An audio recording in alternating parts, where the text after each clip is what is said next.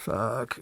All right, we're rolling. Rolling. Planet B Presents. Cult and Culture Podcast. Welcome to episode 43 of the Cult and Culture Podcast. I'm Justin Pearson. And I'm Luke Henshaw. This episode features our friend Ken Osborne, the rapper, punk rapper, genre defier, musician, weirdo, artist. Cool dude. Yeah. Osborne.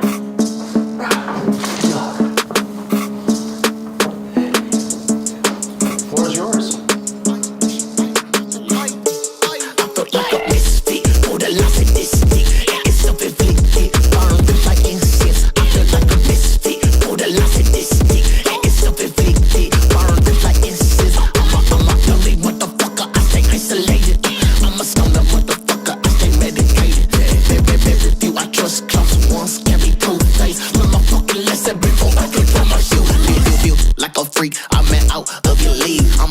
Motherfucker, what your voices telling me? I can't give a fuck about you, cause you is sleazy. Ate a couple shrooms, now that got me feeling queasy.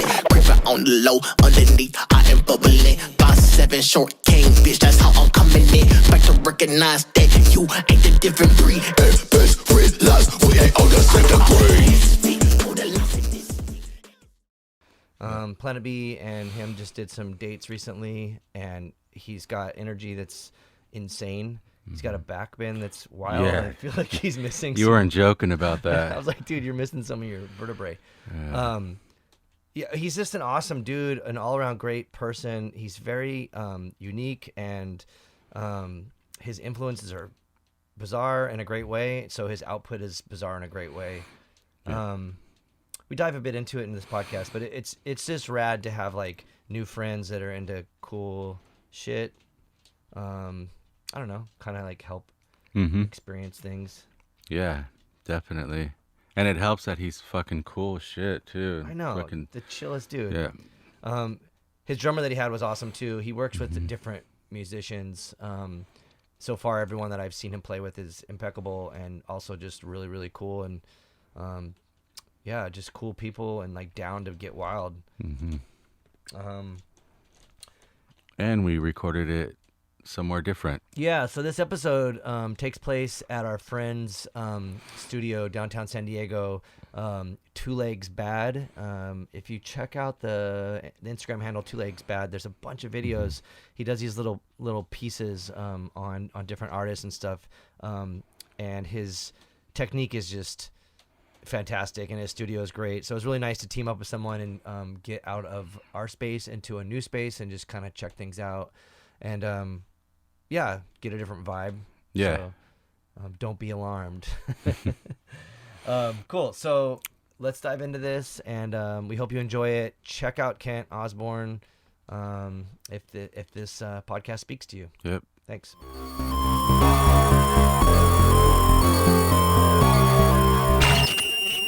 I wish we were doing this after these 4 dates that we're doing together, just to have like better, because I've only seen you play twice, the 2 times that you played with Def Club, and it was insane. I Do the introduction how you want to have yourself. shit. What up? My name's Ken Osborne. Happy to be here. What up? We're happy you're here. Hell yeah. So you're online listed as a punk rapper. Yeah, that's what I say. That's what I tell them. You want to elaborate on that? Yeah. I guess like, just crossing over the worlds of like punk shit and rap and kind of fusing it in my own way. I guess like more accurately it'd be like trap metal as well. But Rap metal. Yes. Is that an actual genre? yeah, it's had a lot of like, definitely a lot of light on it in the past like few years. I'd say it really got big in like 2018 through like internet stuff.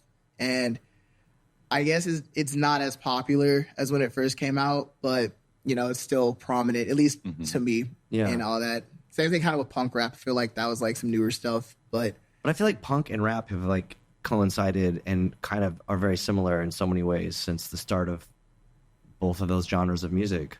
Yeah, it's true. Dang.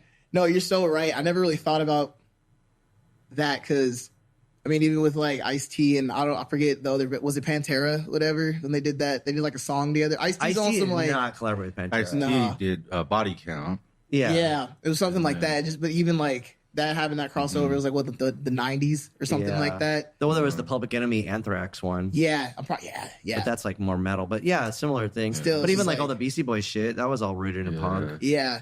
So I guess it's funny for me to say it like just popped off when really it's kind of been happening for like a while. But I guess in my like years of, I guess, impressionable music listening for like new stuff, it was like 2018 was when I discovered like the term trap metal and all that. Cause there's like this artist Scarlord who my good friend showed him to me, and then I was like, oh, this is tight. And I was already in punk bands and all that. This is like when I was still living in Nashville at the time, and I like was still figuring out like I knew I wanted to do music for real, but I wasn't sure like what it was gonna look like. But at the time I was like, I'm in a punk band with the homie, like 2-piece duo, electronic shit with like rap and all that, guitar and drums. So found out about trap metal, inherently started making more stuff like that.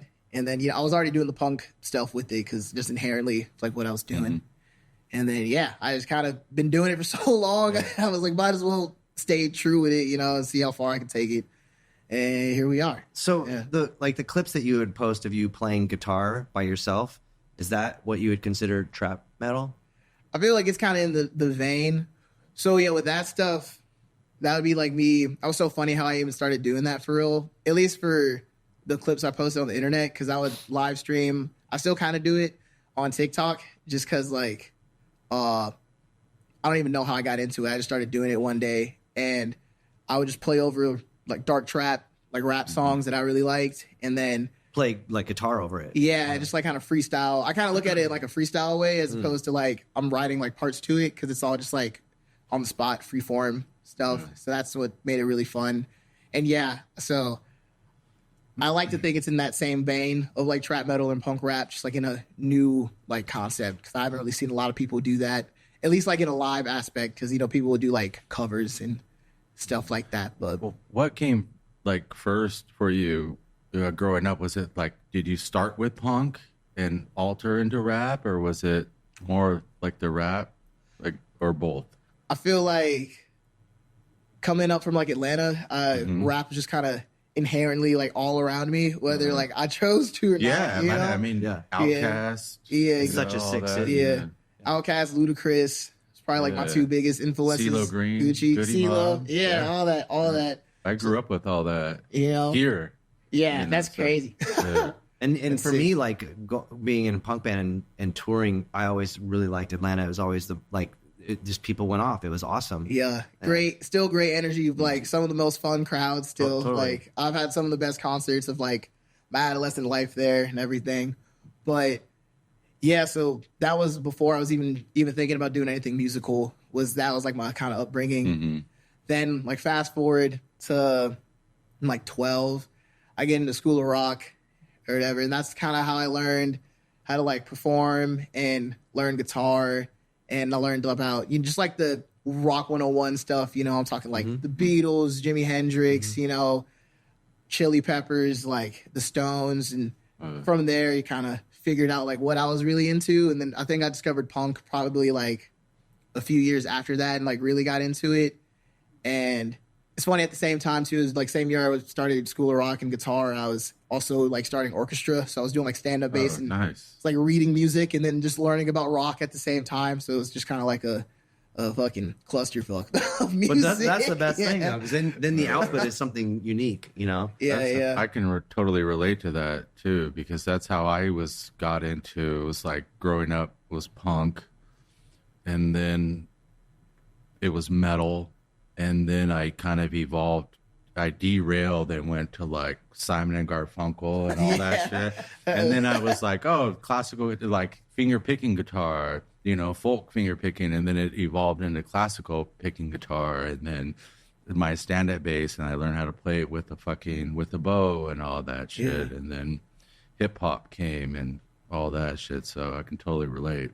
It's a trip when people say like, hey, what kind of music do you like? And then usually people will be like, I like everything but country. And I'm like, dude, there's a lot of bad shit of every genre, and there's a lot of good country too. But I feel like it's weird when people like take that approach to it, because I think there's good everything and there's terrible everything. So it's weird because some people just limit it. They'll be like, I don't like that because it's not like acceptable or whatever. Definitely was that type of person. I listened to everything but country until I discovered like actual like what I deem was good country. It's just like the classics and everything, like kind of western stuff. Yeah, I was thinking that, or like even like I guess Johnny Cash too. Is kind of like, you can argue like he's a rock dude too, but it's like he was a punk. I mean, even when he covered like the Nine Inch Nails song. Oh, that's like, great. And like, the Sam Hain song. Yeah, that motherfucker owned that shit. Like I think that's a good example of like the kind of stuff that maybe you were talking about, like molding different things together, and that's definitely where we came from. Yeah. I don't know. I can see that for sure. Yeah. So, because it's a trip, because, well, we've kind of criticized like the metal world, but like when like the metal people get hip to your shit, they're like not rad. Yeah. It's so funny because in person and like at my shows, because I've opened up for a bunch of either like metal adjacent or like super hardcore punk bands, especially like in Nashville and even still out here. Like, have you heard this band Cancer Christ before? Yeah. It's like opened up for them before out here.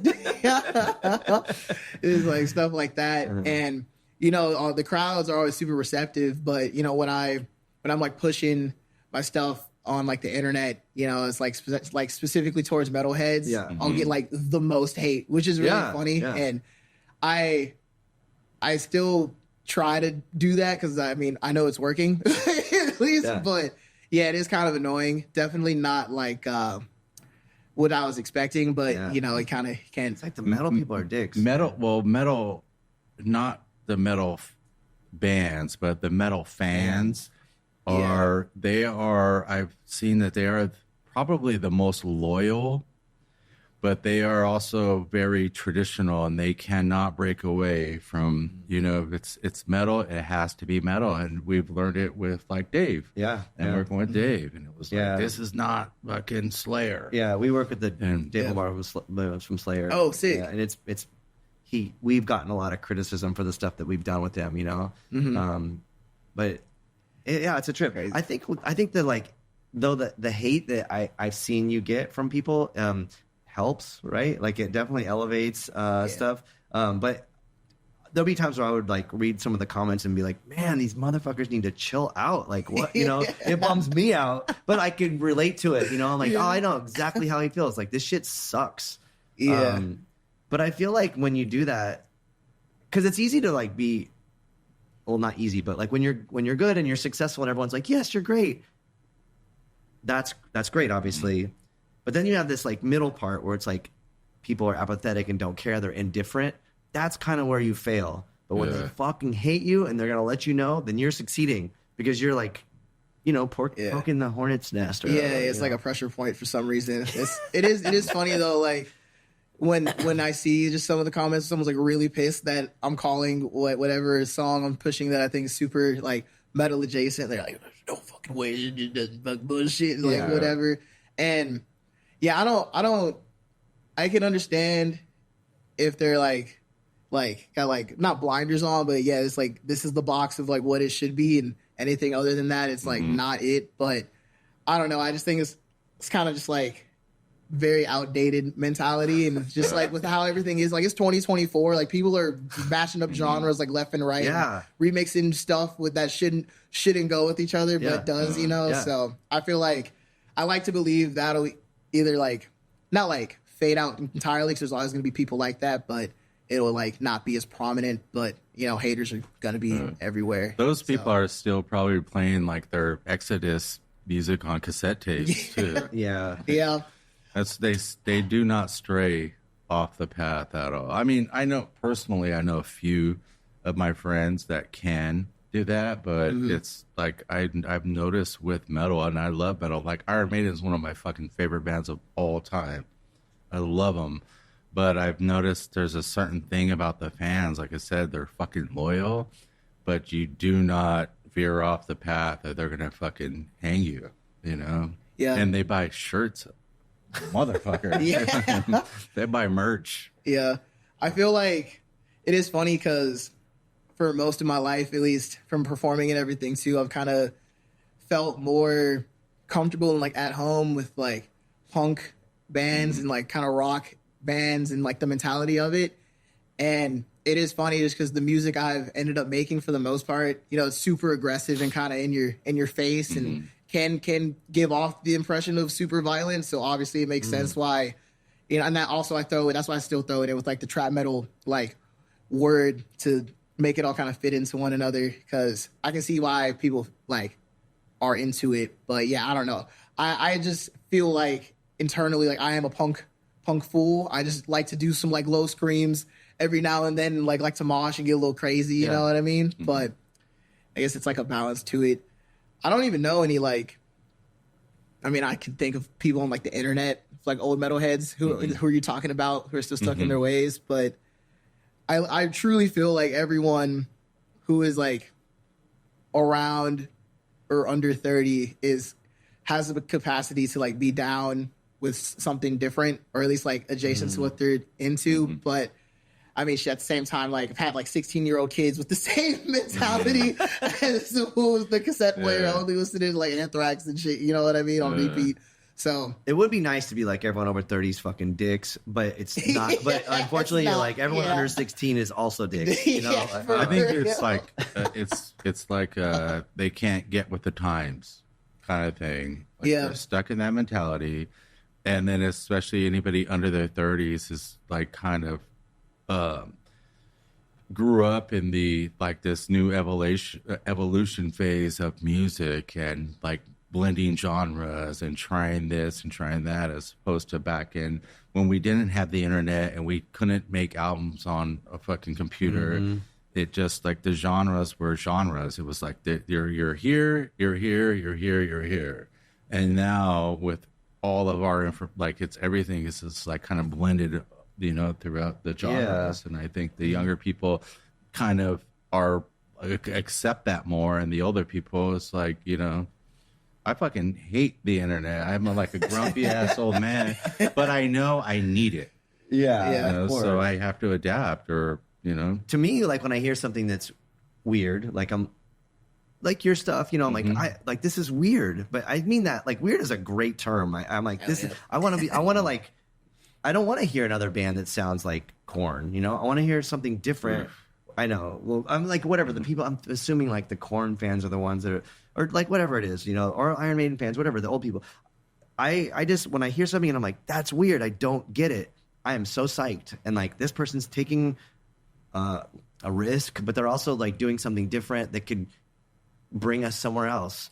Yeah. I mean, another thing too, like where you're talking about where you came up at, like living in Atlanta. I mean, and I think maybe, what was that hip hop show that you told me to watch recently that came out, like the history of hip hop? And I mean, I know enough about Outkast and stuff, but like seeing like a band like Outkast is, I'm like, that is the shit right there. Like it's so weird, and it felt like a lot of it seemed like San Diego to me. Like when we were growing up, you know, pre-internet, you had to just take like whatever you could get your hands on and make something unique and different out of it.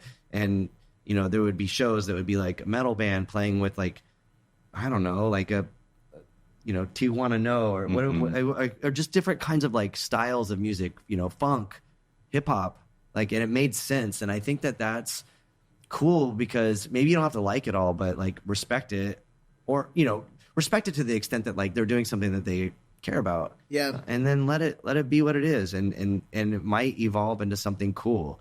Yeah, no, for sure.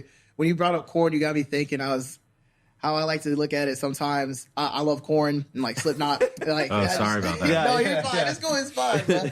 Literally. But it's because, you know, I just can see when they were getting their start and everything, just from like what I've like researched and looked up. And, you know, it's like they got so much shit for being different in like the metal space. And I guess they were still seen enough as like a band to enough people to where, you know, they're still thriving and prospering. Same thing with Limp Bizkit too. I'll throw them in there. Yeah. But I feel like the people, like rappers, whatever you want to call it, like artists who are kind of like fusing rap and metal, it's just like the evolution of new metal in a way, because I feel like it still gets the same amount of hate At least that's how I like to think about it. Because there's really only like a handful of people, like artist-wise, who I can think that are doing like this at like a really mainstream level. Is probably like Ghostman, like Kim Dracula, you know, Knox Loose, even though they're more like hardcore, and like Code Orange and stuff like that. So I like see either aspects of it still like popping off and being like successful for at least this time. And that gives me hope to like, hopefully it just branches out and continues to keep growing, and people in like just alt/aggressive spaces will continue to be exposed to different versions of it, you know, because I don't really see myself fully as, I like to think of myself as a band, you know, but at the end of the day, it's like sometimes it's just going to be me up there in like a guitar, or like just half me of our rapping. tour will be like that. Yeah, you know, so I'm like, I gotta make do with what I got and everything. Yeah. But I do like to think at least people will see me as like, that's like a punk ass fool, or like, yo, that dude's like hardcore, or like whatever, you know. At least I don't know. That's kind of what I appreciate out of it, and hope to put that out into the world. At least something like that, you know. Yeah. Wherever that lands, you know, and however people will take that, you know, personally or whatever. But That is a trip, because we a minute ago we were talking about, well, before we started the podcast, we were talking about Nate No Face going out with Limp Bizkit, and it's weird because well, beyond all that, like I became friends with Wes Borland, and he's so rad, and his solo stuff's awesome. I'm not a big fan of Limp Bizkit's music, but I respect it, and I think but it's also the kind of thing too. Not exactly like when I look at your shit and I'm like, what the fuck's going on? I kind of look at Limp Bizkit and I'm like, what the fuck is going on? In a different way, but I Or why the fuck is this going on? yeah, but I respect it, and I think it's something interesting and relevant. And the fact that they have like, as a band, the ability, maybe the guts, I would like to say the guts, to bring someone like Nate on tour with them says a lot. You're like, oh yeah, we're gonna bring this weird motherfucker on tour, and that's rad. And again, like that, his exposure to, you know, fans of Limp Bizkit might be the ones to inspire even them if to he do gets the thing. like, so going back to the whole Martin Atkins thing, even if he gets one or two fans a night, I think he'll be successful. Yeah. with, Yeah, that's another thing too about like success, because Martin Atkins, who was in PIL and Killing Joke and all the other, and Ministry, all the other rad bands, he had this thing where he's like, if you go on tour and you play a show and you make 2 new fans a night, you're successful. And I'm just like, why the fuck did he say 2? Like, it seems crazy. He's been in all these insanely rad bands, but he really did just bring it down to like bare bones. Like, if you get 2, that's all you need. Like, that could be the shit for you for life, you know? for sure. So it is crazy, because I've played mentality. some shows that have been duds, and I'm like, but out of the fucking 4 people that were there, one of them like was like, yo, I want you to be in this movie or something, you know, like that kind of shit happens. So. Yeah. That's pretty humbling too. I like to try to think about that. There's, just in Nashville when I was in that punk band, we were called electronic punk duo. That's what we would like term it, but it was called Thank You Please. And it was me and my homie Jerry. And I remember like we were both in like from Atlanta too. We like grew up with each other as well. Went to Nashville with each other and shit. When we first got there, like our only goal was to, kind of like do school and shit, but also just play as many shows as possible. And within that whole stint, like, man, I remember playing at oh god, what was that? Oh my god, I can't remember the name of the lounge, but it was off of West End in Nashville, and like it was like a Monday night. No one was there, but like just giving it like our all. And then, you know, maybe like that same week, a couple days later, there'd be like 30 people for some reason. And just after like probably a year doing that, you know, we got known in the city, and then my music got known, and it's just like, you know, you got to start somewhere. But yeah, two people a night, you know, you do that for like a year, it's pretty good. It's like 700 people, bro. You know? But I mean, also like, you know, I don't know if you've ever met Martin Atkins, but he's so humble, and I just I'm like you. It's one thing if you've accomplished so much, and then can say that, yeah. Like when you haven't accomplished it, it's harder to say that. It's like fucking yoga when the instructors are like, it's not about the poses, and you're like, fucking because you know the poses already. And I'm like, let me know the pose, and then I can sit back and be like, it's not about the pose. vibes. Yeah. You know, so it's the Without a same doubt, we thing. always bring yoga up, and then he usually brings up Pink Floyd at some point. And Simon and Garfunkel. Yeah. You already got 2 or 3 right now. Yeah. I fuck with yoga though. Shout out yoga. Oh, good. Yeah. Yeah, well, a couple episodes back, we had some yoga instructors, and it was Really? they're going to come to the show tonight too. Sick. Yeah, but that's another thing too, because yoga's a good example, because it's like you go, oh, I do yoga, and people are like, well, they don't know what that even means. Like you different kinds of teachers and instructors and classes and practices, and what you get out of it's different. It's sort of like saying I listen to punk, and people are like expecting, you know, I don't fucking the gamut of a genre, you know, like something like you, or something like, you know, it's like Green Day or whatever, you know, like there could be the whole spectrum. So, but yoga, yeah. But people trip out on us too. They're like, you guys are weird and you're doing yoga, and they, you know, then they hear we have a band, they assume it's like, Simon and Garfunkel. I don't know what they There's some assume it is. I don't even know. It's like if I didn't know y'all on the street and you said you're in a band, I would definitely think like old school like 1980s punk shit. You know what I'm saying? But cool. like the Ramones type shit, but like you know, solid. I still fuck with the Ramones. Though, you know what I mean? But the Ramones are a trip. This is a story I heard about them, and I could be wrong, but I've heard this story that Minor Threat got asked to open for them, and Ramones were like all fucked up on heroin and shit. And Minor Threat, straight edge band. And I'm not advocating for straight edge stuff here, but they were like, "Oh, we're just gonna go and fuck these dudes up," and like not like fuck them up musically, because they're all straight and sober, and like just rip harder than ever, you know, like locked in. And I could not imagine like seeing that, like, you know, where like I seen the Ramones towards the end when I was younger, and it was. That's sick. They were phoning it in. It was just, you know, it was like CJM based. Like, you know, everyone's like fucking quitting. It was just like a thing, like a commercial commodity where like, I feel like if you were to see Minor Threat, you were to see Minor Threat, and you were not going to fuck with that shit. You know, like that was like the best. Yeah. So I wonder like, what was my point? Oh yeah. My point is like elevating a craft or an art to something new, setting a new standard, you know, which maybe you're doing that. We'll never know. I mean, you never know when you're in the middle of it. Yeah. It's like, I think the best compliment I've gotten so far after a show, this is after my Atlanta show with Upchuck, it was New Year's. They sold out or I guess we sold out the Earl. And, you know, I was hanging out, just like smoking a blunt or some shit. And then the homie came up. They were like, man, you're so sick. It's like, what Cardi and all that new vamp shit, like all them rappers, they wish they were you, man. Like they wish they could do what you do. And I was like, in the moment, I was like, whoa, that's huge, bro. Like Cardi's insanely big and shit. But I think my takeaway from it was like, oh, like a rapper who's playing guitar and like giving like that true punk energy and kind of keeping it like true to the roots, but also turning into something new. So it's like. That was huge to me. Just like even getting like that comparison. Like, that's crazy, dog, for real. But that's interesting because like when I saw you play, I was instantly captivated by the music is one thing, but the aesthetic and the performance is something else. And that was really what got me. Like for me, I can't lose myself in it and be like, I'm gonna fucking mosh or dance or whatever. Like I want to focus and be like, what the fuck is this guy doing? This shit, there's a lot going on. Like, even your drummer was weird as fuck. And I was like, dude, I got to pay attention here. This is like some shit, some like really good shit. And I want to observe and absorb and like understand it. And I thought it was like so relevant and important. And I think a lot of people maybe don't get that. They're just like, yeah, this is going off. Like fucking party time, you know. But for me, I was like, I'm going to study this motherfucker because this shit's wild. Appreciate you.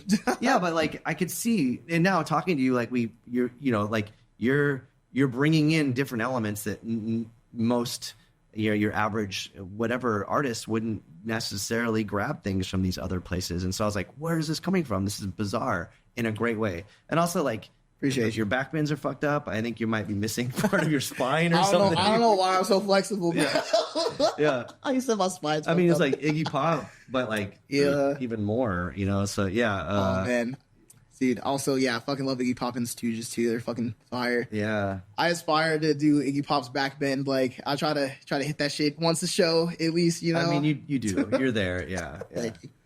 We just saw At Iggy least play. you don't have all the wrinkles on his body. When he's on that jumbo screen, I was like, oh man, Is he mad gross. leathery? He's leather. Yeah, totally. It was brutal. But when you're It was 70s, great. It sounded yeah, fucking great. yeah, It looked it's great on the stage, but they had fucking like 50-foot screen, and it's just him wrinkled leather. You're like, ugh, Watch man, when you're put that 70. away. Yeah, you'll keep your shirt on. No, yeah, I'll keep my shirt on. But I'm 45 and I keep my shirt on. yeah. But yeah, you're right. It's Iggy He can do Pop. what the fuck he wants. Yeah, and he had for a real. killer band. Like, it was Yeah. sick. Man, I hope to That keep drummer ripping was shit to dope. when I'm 70, man. You know, Yeah. holy hell, that's insane. Yeah. But he's a good example. Like, I think he was drawing from weird sources and made something unique and kept to it. Like, he kept doing it, and his persistence showed his creative output is genuine and relevant. And I think maybe like with modern music or artists, they're expecting the payoff to happen right away. So people like Iggy or Martin Atkins or whoever are just like, no, like, we're just gonna keep doing this thing, even though it probably sucks half the time. Yeah, I can see that. I feel like a lot of artists that I know, or at least that I like to associate myself with, like, they'll put a lot of like work and passion into just like a song at a time, or like the overarching vision and everything. And if it all, like, musically, if it ties into it, and a lot of people I look up to still who are crushing it, like, it's always like the passion of the world that they've created, or like the sound that they want to like either push or, you know, create more in their own unique way. It's like always the North Star.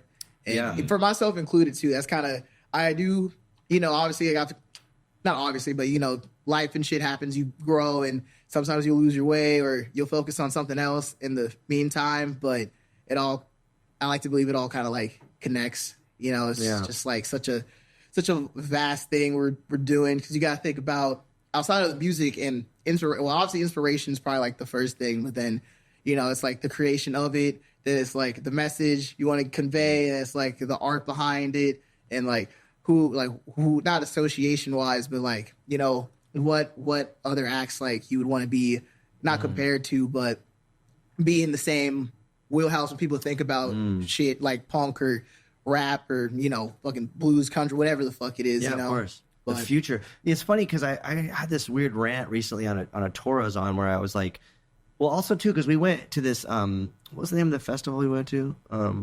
Let's just touch. No Values. No Values Festival. Oh yeah. Oh, I wanted to go to that so bad. I mean, was bummed. There was like some of our friends played, and there were like a lot of good bands, but then there was a lot of interesting criticism. Like, there wasn't very there were like very few women represented in the bands being booked, and the people were criticizing like Steve Ignorant from Crass, you know, playing this thing that cost $200.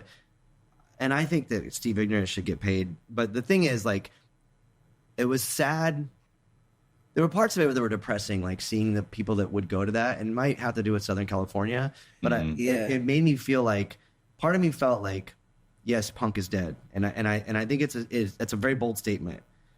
But I also just did this tour with this band called Here's Collective, who were on the previous podcast of Cult and Culture, and being on tour with a band like that made me realize that punk isn't dead. Punk is something new, and I think it's cool that it's evolved and mutated and found a way to be relevant and inspiring to people, younger people or different people, and expand than like, because punk rock, let's face it, was like mainly just white shitty dudes, you know, and now it's becoming something more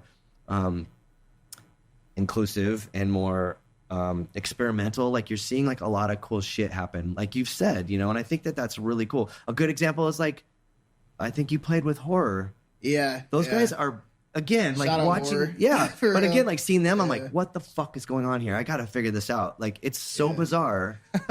Dude, it's so that I can't believe I did that show with them still. It was so crazy because I remember being, still in college and just discovering them randomly and just like listening to them from afar and just being a huge fan from afar. And like, I think in 2021 or 2, they played the Echoplex, and I just went, like, I literally, like, none of my friends knew who they were. I like got a solo ticket, went, like, knew all their shit. And then, 2 years later is like, just got hit up to do a show with them, and Yeah. I was like, that's insane. Yeah. Just like full circle. And they're like performance wise, like their shit is, and they always have like Billy Reimer's their drummer, like they always have like sick.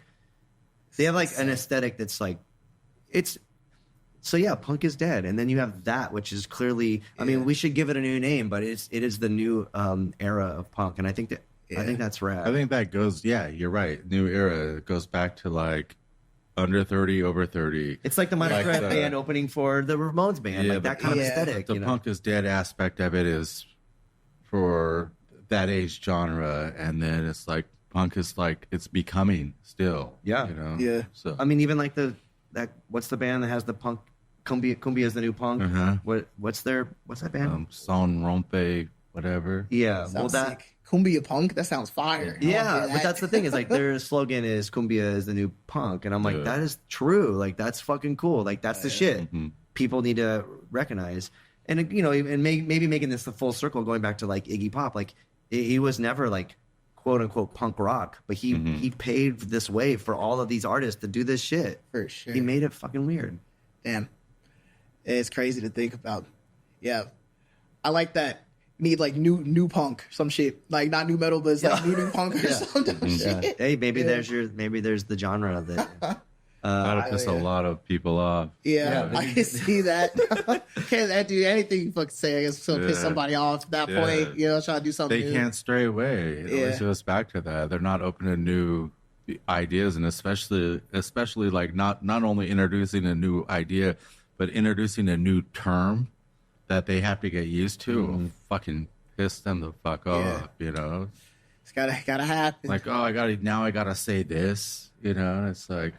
I mean, I know, like, I always get lumped in with, like, Screamo or whatever, and I'm like, man, when we were doing all that shit, it was just punk, and Screamo is a very cringe-worthy to me. Just thinking of fucking 2009 and the fucking Hella Scene cuts, but I guess different strokes, But, like, in 97 or 98, like, when we were doing that shit, there was no term. It was even, like, no one even acknowledged it as, like, anything. It was just, like, you were on the outskirts of punk.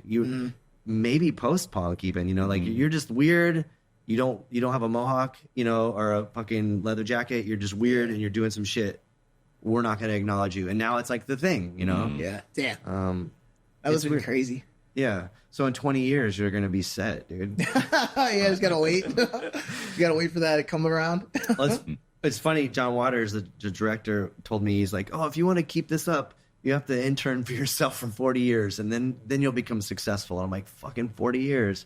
But if you look at him as the North Star, you stick to it for 40, it should pay off. Yeah. So, I mean, shit, is it like? Oh man, I didn't even say this either, but shout out Nate No Face for sure. But he's like he's in his late 40s or something. I want to say something maybe mid 40s. I don't know. It's like either way, it's like just like the fact that he's hitting his full stride, at least in my eyes, of like career success, like full force right now is like impressive, and it's like beautiful to see. It's just like, I guess it kind of doesn't matter like how old you are or like when you started the shit, if you just like stay true like on the path of whatever you think is fire as fuck, and if it's meant to be, like it'll happen. But totally, like I'm just assuming bro's been making music since like it's probably like a teenager or some shit, but I don't know. Plus that show. The key to it, Nate's a good example, is like when you talk to him, he's so fucking nice, and he's so humble. God damn. I met him at the horror show because they did a guest feature for him, and I was like he's heard about me before, and like we chopped it up for a second, but I was like, this is insane that you even know who I am, and that I just get to talk to you. And it's super chill, real dude. Nice dude for sure. I think when you cross that line and you're not that. That's where you're not successful. I mean, maybe you're successful in some, but if you're a dick, you're still a fucking dick, man. Yeah. I mean, I think that was a huge reason. Well, I guess outside of just punk stuff, but DIY shit, like that's where I really got my start, especially in Nashville. Like just the amount of DIY stuff, even still in LA, like I try to do what I can when it makes sense with it. But I love the community aspect of it, and like there wasn't like really any egos or anything like that for real with it, and I don't know, it was just like a huge thing I admired about punk community in general, and I think especially as an artist and if you're creative in general, it's like you gotta kind of be like non-egotistical for the most part and like pretty level-headed with that shit. Because I feel like if you act like you're higher than thou, like you're not really helping yourself at all.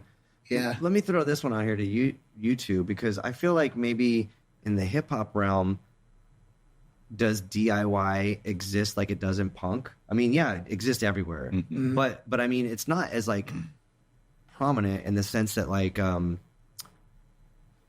maybe it does exist. Underground hip hop. Yeah. Yeah.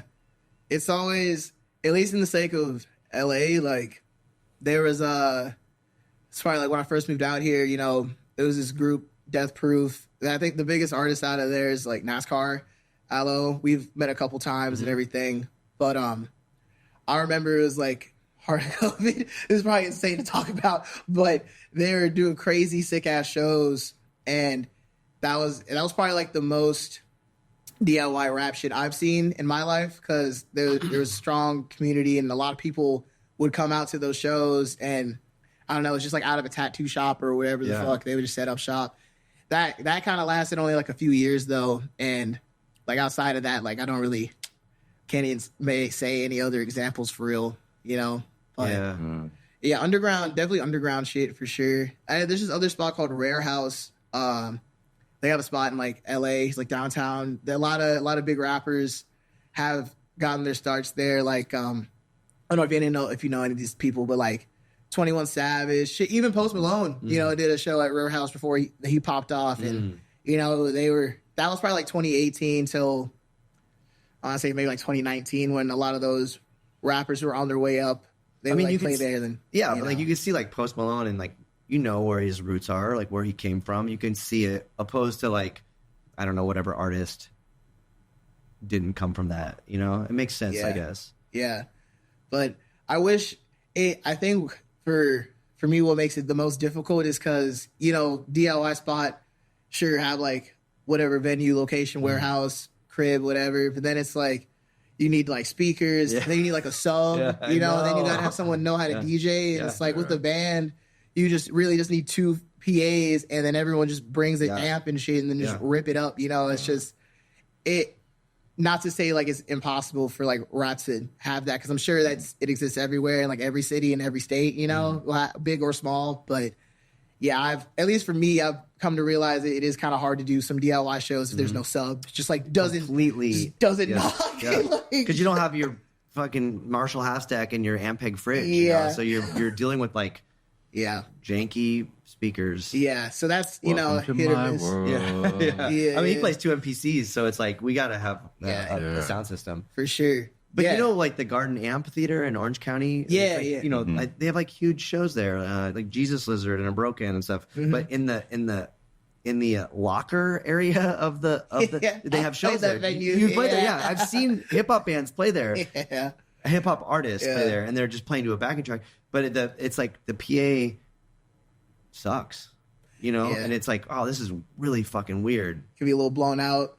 I think, if I'm remembering correctly, that was like, I want to say I played there like 2021 for one of their festivals. And then, surprisingly, maybe just because we were right on top of the sub or something, but I was like, man, this just sounds crazy right now in like a good way. But I wasn't in there for the rest of the night, so I didn't really get a good look at it, or not look at it, like, you know, listen, whatever the fuck. But I think, like, I don't know, I love little shitty rooms like that with like too much bass, because I don't know, it just hits everyone like correctly, and if you can't really like understand like what's being said, I feel like that's kind of secondary in that type of situation. Like, I'd rather be fucking flooded with 808 than like only hear like you know, it's like fucking pinging in your fucking ear. But too much bass is better than not. We did a Sonido show around the corner from here. What's that bar? El Dorado over here. And it was like probably maybe like our third or fourth Sonido show, and the bass, you could feel it on your feet when I was playing. I can just like, it was just like tickling my feet. It was just like, zzz, and I was like, fuck, dude, this is probably not sounding fucking good to the people on the thing. And everybody was like, no, it sounded great, but everyone was like, dude, you can just feel the bass from your feet all the way through your whole body. And I was like, cool, man. That would be like, thank the sound guy, or whatever. Yeah. Or, I mean, that venue is pretty small too. Yeah. I mean, it just has that little side area, but that is an interesting thing though, because I do wonder, like, the venue stuff matters, all this stuff matters, but I do think the performance, when it's gnarly like that and the energy's there, the energy is something that you can't replicate. Like, you're not going to get that. Like, I'm sorry, Limp Bizkit's not going to get that energy. Like, it's not going to be the same. And so I think, like, if you can achieve that, that's great. But even the place that we're playing tonight, Brick by Brick, it's interesting. When we played there last, we brought our own sound engineer, this guy Otto that passed away, really awesome dude. He was just fucking redlining everything. And when we started, everything on the stage was like vibrating, and I'm like, oh fuck, like this is probably not a great thing, but like it sounded sick. It felt fucking sick. Yeah. And not that I was there to compete, but Nate No Face was headlining, and I was like, he's not going to get that, you know. It's going to be. I mean, he did great, and it sounded great, but it wasn't like gnarly like that. Yeah. You know? And I think that that's cool to like, not necessarily compromise the music, but just make it a little absurd. For sure. I mean, whatever. Your shit's so absurd, dude. Like, you know what I'm saying? Like own it. It's so sick. Like, that's where you're gonna walk away being like, that was wild. Hell yeah. I think that might be like the main goal that at least I'm trying to find. Yeah. I don't know. Well, you know, I think performance-wise is, to me, the most important aspect. Obviously, like, I love making music and I love recording it, but a lot of the time, especially like when you hear my stuff from like Spotify or whatever the hell, it's like recording, like, oh yeah, this is a good song, whatever. And then it's like hearing that same song, and then like seeing me do it live was just like either like guitar and like drums added and just, you know, doing my shit. It's kind of like, what? Whoa, it was like a whole different vibe. I did not expect, you know, that at all. I mean, that kind of music isn't experienced the same on an iPhone, you know? Yeah, it's true. You're losing. I mean, the digital realm of music is very interesting. I don't mean to sound like an analog audiophile or something, but like when you listen to stuff on vinyl, it's a lot different than if you're listening to an MP3 on a computer. Yeah, I feel like it kind of comes with the headspace and everything, because like mainly from this is what I've noticed, at least, like metal, rock, punk people basically vinyl lovers in that regard of like live music and live bands, I feel like they have more of a patience, even like in today's standards, of wanting to listen to like a full record front to back, like no skips, just like letting it vibe and like experiencing it. But like a lot of stuff with rap, for the most part, I'm not saying like every like rap group is thinking like this or artist, but like it's more of like single by single, like playlist shit, like, oh, this one's gonna sound good in the club, and it'll sound good at a party, or like in the whip, you know. It's just like different trajectories and purposes, you know what I mean? And I feel like it affects definitely like the fan bases in general, but there are still, I think you need to be at like not like the highest level of like a rapper, but you kind of gotta like be on some shit for someone to want to listen to your full record who is like hasn't heard of you before, you know? So your jam is to put out singles. Yeah, I'm actually working on an album right now for the first time like ever, because I realized this after I just was on tour playing guitar for this dude named Slater. I don't know if you ever heard of him before. He's like in Vada Vada, this collective. It's like the Gardens collective. They're all like homies and all that. But I just got done being on the road with him, and I was just thinking, I was like, man, I just want to have a fire ass record and drop it and then just tour it for X amount of time. This is like the ideal plan, you know, and just get people like obsessed with like those songs, kind of how it is with like a vinyl record from a band. Sure. And people like know all the words, still making music and like maybe dropping singles in between that time too, but just hard focusing that one piece of art. Cause I feel like a lot of people don't really do that as much anymore. And I've done the whole game of single only for shit, man, like 3-4 years, I want to say. I did an EP, you know, probably last year, but it's just like the same game of like trying to cash in like a lottery ticket. And I'm grateful that I had the gusto and, you know, tenacity to stay on that path for how long as I have. And not saying I'll never go back to that, but I just feel like right now for me is like, especially just like who I am, how I want to be seen, it's like I have to do this album and then tour it as long as I can and just promote the hell out of it. Which is like the schematic for bands. Like, yeah, I think exactly. It worked. Well, first of all, like going back to the hip hop thing, the whole like hip hop culture is strongly based around the DJ community. So like that worked as far as like the DJs gonna, you know, they would have like park jams or like underground playing the vinyl.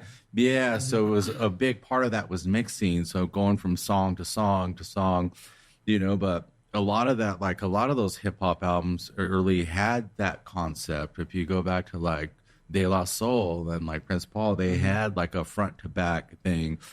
But if you go back to like early 50s rock, when it was more radio play, the bands were just dropping singles and they were able to get it fucking pressed on wax like the next day. So they would give it to the radio stations, and then like a lot of those early bands from the 50s, the whatever rock and roll, after they had 10 singles, then it was an LP. That was an LP, you know, yeah. so they would drop 10, you know, whatever. And but it's like flip then for sure. Totally. I had no idea rock bands were doing that back in the day. That's pretty smart though. It was always 7 inches, and then after they had 10 singles, that was the album. They would put it in a that makes sense. But now, like running a record label, like you press a 7-inch, you're lucky if you break even. You press an LP, you can make some money. So like just do. I think LP. those people were getting paid from like the radio and you know like touring. I don't think they probably weren't getting paid from those 7 inches. Well, also the cost though, because when I first started pressing records, like you could get a 7-inch for $1.99. Yeah, you know that's crazy. Yeah, but they go for now like probably like $5, probably more. $10. $10. On tour, I'll sell 7 inches for $10. An LP 25. You know, 30, whatever. Yeah. That makes sense. But you know, to press a 7-inch, you're looking at like maybe $7 to manufacture it, where an LP is like $9. Like you might as well just do the LP and sell it for 25, opposed to this like maybe, you know, if you're on tour and you're doing the thing like you said, the tour cycle of an album. I don't know.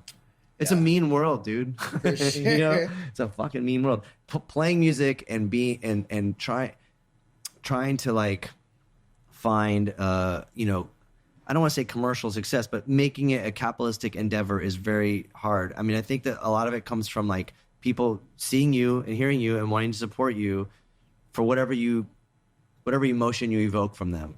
Yeah, no, for sure.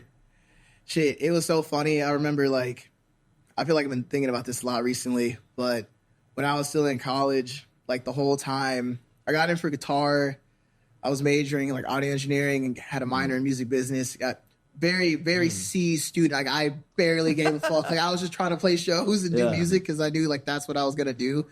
But I remember like learning about on my own record like how to do this shit in like whatever like the best way possible. Was trying to like research other artists and bands that I looked up to and like kind of what they did and just learning about like how to run ads and shit like that. And I'm like, man, it's obviously I was like the music is 50%. I mean, I feel like so many people have said this shit too, but music is like 50%, and then like the business side is the other 50%, and no one ever teaches you the true other half of like the 50% for the business side of it, especially when you're like an artist. And I was going to school for this shit, and still like I learned a couple like key things from like my minor and everything. Like but what? Like, tell me. I made a business plan. Like yeah, right. I was like. Probably business plan, like EPK, but you know all that shit. This is like 2016 too. So like streaming really just kind of just fucked the entire like music industry. So they were like, basically the whole vibe of like the 4 years. I was there. It's like, yeah, this is kind of old, but we got to show it to you anyway. And after I like really connected with that, I was like, all right, well, I'm going to listen, but like, I'm obviously going to just research this shit on the internet and all this shit most of the shit I learned from school, you will learn from the internet. It's just, but obviously like the degree and having like bachelor science, you know, it's whatever, job security, all that bullshit. But even with all that, like, no one teaches you like how to book a show, like how to make a financial plan for if you're like an artist. Because a lot of people who go to that school are like musicians, and you know we're going to the school to do the thing, but like there's no like 101 of like how to roll out a release until, you know, I guess you have to be like a major in it. But even then, it's like the plan of it was still super outdated. Yeah, it's just like not. How to get distribution and whatever. Yeah, or like what deals do you think you'd want to go for? Like this is what like your guarantee should be if you have X amount of like fan base. You know, it's like didn't learn anything about that shit. Had to learn through trial and error and just like doing shit. So I kind of. But where is that information? Like, what should you be getting paid? I don't know, because like even now, like the going rate's like $300. Yeah, that's fucking bullshit. You get gas, a hotel, fucking whatever. Like you're losing money. I mean, it's just. It sucks. No, you know, it's crazy though to think about that, because the things that they teach you but they don't teach you how to deal with all this shit talking on the internet. You know, they don't teach you how to like fucking sleep on someone's floor when you're on tour. You know, they don't teach you about like when you break down the side of the road and you're fucked, you're not going to make it to your show. Like those are the real things, like the life experiences that you'll never learn. I think those teachers aren't out there experiencing it. Of course not. So. Yeah. And, you know, I wonder what it's like there now, because, you know, I graduated in 2020, you know, this was probably like 4 years ago now. It's like, I would like to think they've kind of, you know, made it more, you know, personable to at least like the artist or like the industry as it is today. It's just like Spotify shit and digital stuff. But, yeah, I don't even know really what the answer is for just like guarantees and stuff, because I can understand where like obviously like ticket sales equates to what your guarantee should be around whatever the hell, but it's like I'm thinking about we need a union. I'm thinking about unions. Yeah. Which I mean honestly it's not the worst idea ever, but I can see how that can get dicey, because then you gotta like, oh, we have this many fans here, and we can sell this many tickets, and this is our Spotify numbers and Instagram shit. You know, I think it's a little for how like the world works for our government and just like subsidization and shit like that. I think all that shit's too new. You just opened up a huge can of worms. Yeah, you know, like capitalism, man, fucking destroys everything. Yeah, definitely. Well, it's kind of it makes it's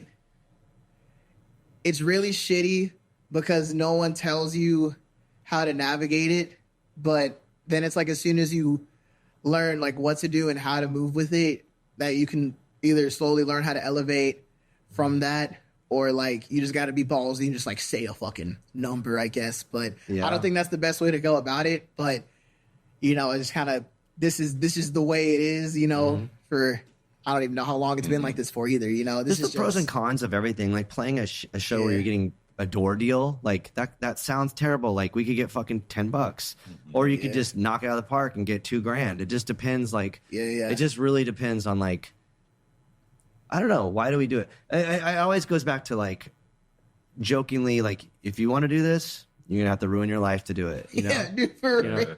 You better love it. Yeah.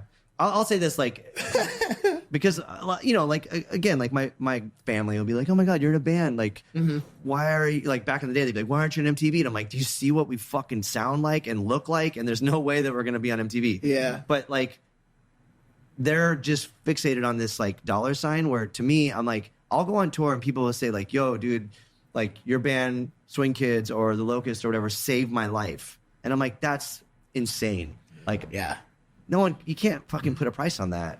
Yeah. So I don't know. We do. I get that shit too. Like, it's like, why aren't you this or that? Like, their only concept of music was through MTV. Yeah. You know, so that's like their measure of success. But I'll get the same shit from my family. But I'm like, where are you at on Monday morning at 7 a.m.? Oh yeah. You're in the middle of fucking traffic driving. I get to fucking go to my studio and work on music Create something. all day long. And, you know, and then Tuesday I get to do the same thing. Where are you Tuesday at 7 a.m.? You're on the middle of fucking traffic, dreading going to your fucking job. Yeah. You know, and I might not have a lot of money, but I have the freedom to fucking do, you know, to create and make music, you know, almost all day. That's definitely Except at 12 o'clock when we go to yoga. locked in. I gotta get your stretches in, bro. Yeah. No, I think I agree with you though. It's in the sake of how I look at that is the most important thing is we get to follow and like live out like this dream. Even though I know I was just bitching about like guarantees and, you know, learning shit on your own and all that, but you know, like the perseverance of being able to do that and live without having to worry about, I don't even know, just like doing some shit that you really don't want to do or like answering to some shit that you really don't want to do. And obviously like the shit's still a job. So there's probably sometimes there's not necessarily shit that we want to do like or whatever. Yeah. But definitely a blessing that you get just to fucking make shit, perform in front of people and like get paid for it. Like Connect what the with hell? people though, you know? Yeah, you know? Yeah. It is insane. Like just hearing like your music save someone's life or like I've had that on like just Instagram DMs and I've had one person say that to me, same Atlanta show too, is like my music helped them out at like their depression, like like darkest time of their life and shit. And I'm like I had no intention of like doing that. I'm just letting out my crazy ass shit, you know, that I've been through or like, you know, it's how I see the world, I guess. It's inspiring. Time. Yeah. Yeah. I mean, it's like all the cool shit that's happened in this world. Like, I mean, we never knew what we were doing. We're just like, we're just going to do this thing. And then in retrospect, you're like, oh, we did that thing. And I don't know. I think you're on that trajectory for sure. So yeah. Appreciation. Yeah. It's it's a dope responsibility, but the only thing that kind of freaks me out about it is like, since I've done it for so long, just like, you know, the trap metal or punk rap, you know, whatever the hell I'm doing, I don't want to. I feel like I have like kind of like a service to people to responsibility or something. Yeah, to like keep making fire in like that vein of like whatever emotion I invoke in people to like keep that going. Yeah, but. You know, I have so much other stuff that like sounds like you would not think like I made it. You know what I mean? Yeah. And I've thought about it before. I don't know if I either want to start like another like project for it or just when I feel more comfortable and like more fully financially stable down the line to just have it out there and like as like a project and it's just there and I either like put a lot of focus on it or not. But I don't know. How do you deal with that? Yeah, because you're in like in a shit ton of bands still, you know, and I feel like you're always hitting the road. Do you feel like you make specific like energy or like vibes for like Def Club and then something else for like the Locust and something else for like Planet B, or do you feel like depends on who you're playing, the players? Yeah, like you come together as one unit and you become a thing. You're different though because you'll mess with other people or like just yourself. Subsects of my brain. Yeah, I guess so. But like, yeah, there's a different vibe for the project and who's part of it. I don't know. We have to get to a show. Oh yeah. Oh man. Yo. Woo. Yeah. It was crazy. So let's I don't know. Yeah. We're gonna be in a van together for the next 4 days. I know. Let's go. Yeah. We'll record more of this in the van. Yeah. I don't know. Yeah. I think what you do is prolific. I think what you do is relevant. I think it's you're on a trajectory to something and you're changing things and it's fucking sick. And yeah, I'm grateful for you. Thanks, man. Appreciate it. Do you want to close with anything? You have anything to say? Sheesh. Yo, check out my music. Ken Osborne. Listen to Misfit EP. And come see me on tour with these fools. Planet B. Cool. Hell yeah. Cool. There you have it. Episode 43 of the Cult and Culture Podcast. If you're not a fan of Kent Osborne now, you got a problem. You definitely need to check out his stuff. He's sick. One of the raddest modern artists, in my opinion. Rapper, whatever, weirdo, new metal dude. You should check out his work. And you got to see his live show. It's insane. Yeah. So we'd like to thank Becky and Andy, as always. We'd like to thank all of our sponsors. We'd like to thank you, the listener or the viewer. And Rodrigo for having us. Yeah, and having us at his awesome studio was really, really sick. It was good to see him at the show too, so that was cool. Yeah, and if you get a chance, check out Two Legs Bad on Instagram and just look at all the stuff he's been working on. He's such a rad dude and is part of something that's really, really cool, documenting different artists. Cool, so yeah, episode 43, there it is. We'll see you on the next one. Like, Thanks.